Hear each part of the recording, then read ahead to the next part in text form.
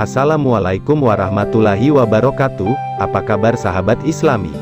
Siti Aisyah adalah salah satu istri Nabi Muhammad yang menonjol. Selain karena yang paling muda, Aisyah adalah perempuan yang cerdas dan mampu mendampingi Nabi. Bukan hanya itu, kisah romantis Nabi Muhammad dan Siti Aisyah kini juga banyak yang mengikuti karena begitu mengesankan. Dari segi kecakapan, Dirasat Journal of Islamic Studies mengatakan bahwa Siti Aisyah adalah sosok perempuan dalam Islam yang dikenal dengan kecerdasannya. Dirinya memberikan kontribusi yang lebih nyata bagi perkembangan ilmu pengetahuan Islam. Di sisi lain, Siti Aisyah juga pandai memikat hati Nabi, sehingga Nabi yang memiliki sisi romantis bisa menjadi pasangan suami istri yang cocok dan saling melengkapi satu sama lain. Pasangan yang saling mengasihi ini dapat menjadi panutan bagi banyak pasangan lain yang juga ingin mengikuti sunnah Nabi. Seperti apa kisah romantis Nabi Muhammad dan Siti Aisyah? Tonton terus videonya sampai akhir agar kalian tidak sesat. Dukung terus channel kami dengan cara subscribe, like, and comment, agar channel kami bisa berkembang dan bisa memberikan kisah-kisah Islami terbaru lainnya. Dan jangan lupa untuk tekan tombol loncengnya, agar kalian mendapatkan notifikasi kisah Islami terbaru lainnya.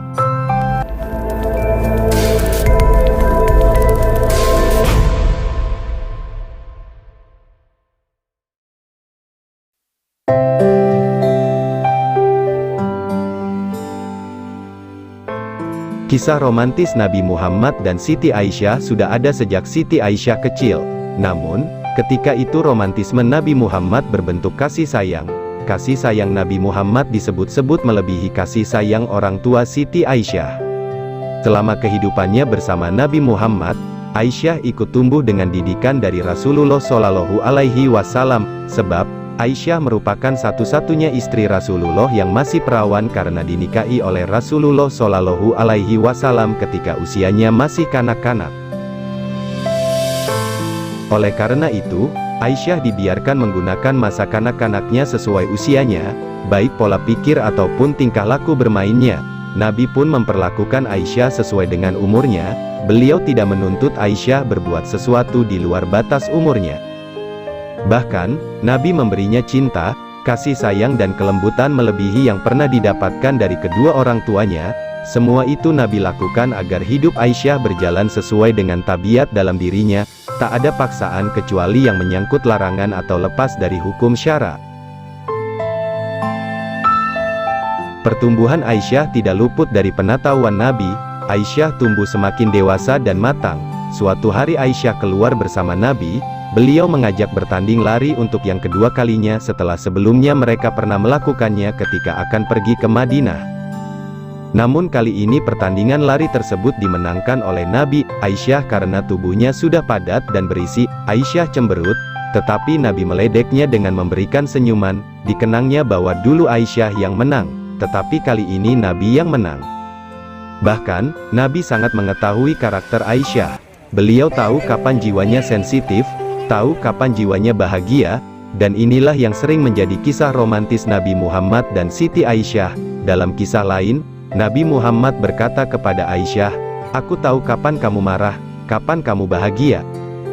Merasa heran, Aisyah pun bertanya kepada Nabi Muhammad, "Bagaimana bisa mengetahui suasana hati yang aku sembunyikan begitu rapi?" Nabi menjawab, "Jika sedang marah, kau bersumpah, demi Tuhan Ibrahim, jika hatimu sedang lapang kau bersumpah, demi Tuhan Muhammad."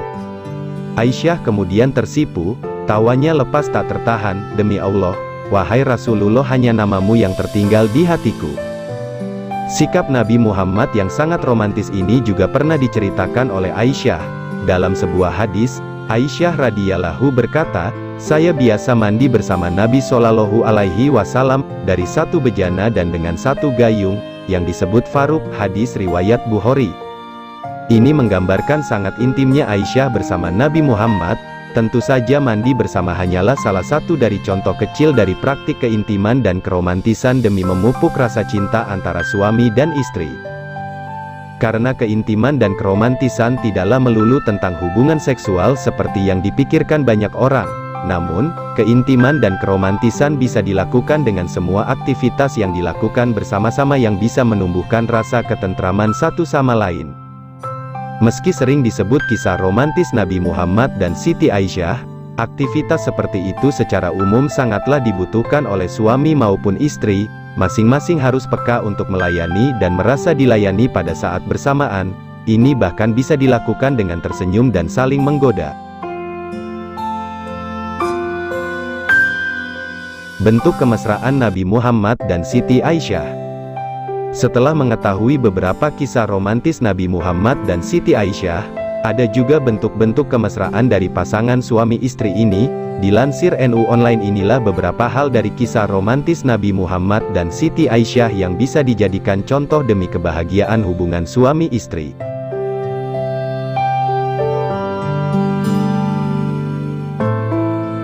1. Menempelkan mulut pada bekas makan dan minum istri. Kemesraan ini tentunya melebihi kemesraan makan sepiring berdua. Hal ini diriwayatkan oleh Aisyah. Ia berkata, terkadang Rasulullah disuguhkan sebuah wadah air kepadanya, kemudian aku minum dari wadah itu sedangkan aku dalam keadaan haid. Lantas Rasulullah mengambil wadah tersebut dan meletakkan mulutnya di bekas tempat minumku. Terkadang aku mengambil tulang yang ada sedikit dagingnya, kemudian memakan bagian darinya. Lantas Rasulullah mengambilnya dan meletakkan mulutnya di bekas mulutku. Hadis riwayat Ahmad. 2. Mandi bersama. Melihat sosok Nabi Muhammad yang berwibawa ternyata juga memiliki sisi romantisme kepada istrinya.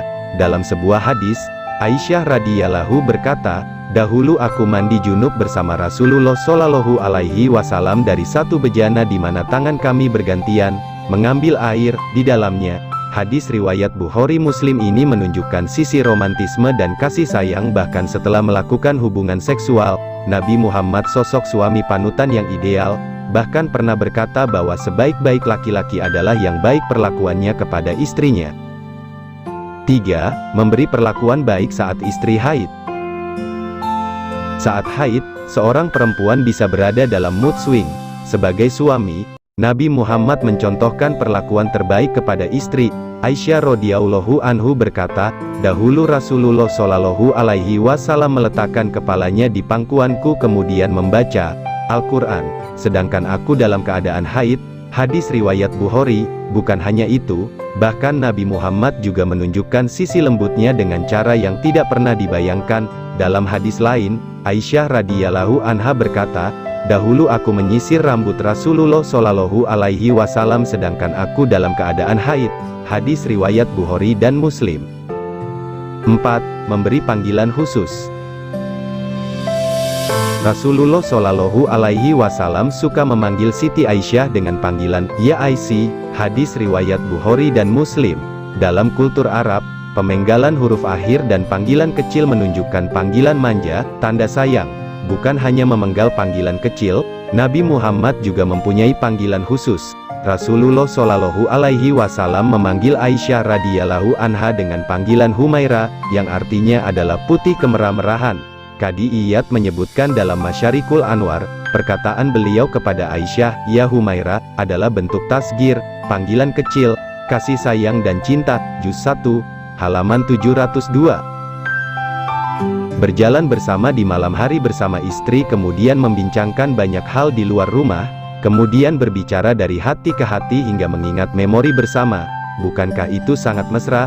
Dan ini pun dicontohkan oleh Nabi Muhammad Shallallahu Alaihi Wasallam. Dalam sebuah hadis, Aisyah radhiyallahu anha meriwayatkan tentang kebiasaan Rasulullah Shallallahu Alaihi Wasallam yang keluar kota selalu membawa istri ini. Nabi Shallallahu Alaihi Wasallam ketika malam hari berjalan bersama Aisyah, berbincang dengannya.